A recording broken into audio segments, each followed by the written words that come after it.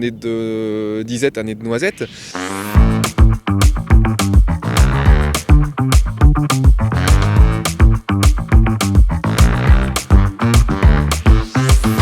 Là, j'ai une petite ferme qui est déjà bien diversifiée, où je produis du canard, j'ai un petit peu de vaches, j'ai des fruitiers, des pommes, prunes.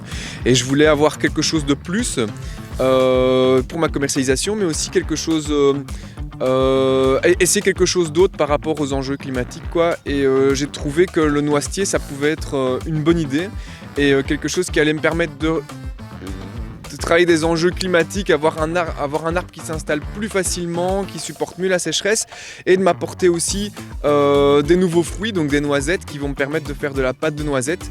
Et alors, comme j'avais 2 petites vaches qui arrivaient dans une nouvelle prairie, en plus c'était aussi l'occasion de leur créer un environnement plus chouette, plus adapté et plus confortable, en leur mettant des belles lignes de noisetiers qui vont leur apporter un peu de structure, d'ombre et de fraîcheur en été, quoi. Et donc c'est pour ça que j'ai planté 260 noisetiers sur 1 hectare ici pour accompagner mes vaches. Alors j'ai choisi le noisetier principalement pour 2 raisons.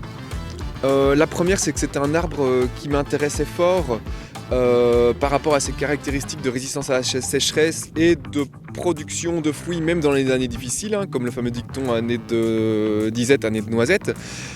Et aussi parce que y a un voisin qui s'est décidé de relancer la filière de la noisette et qui va construire à moins de 5 km une unité de transformation des noisettes en pâte de noisette. Et donc pour moi, ces 2 choses ensemble représentaient une opportunité intéressante de diversifier ma ferme.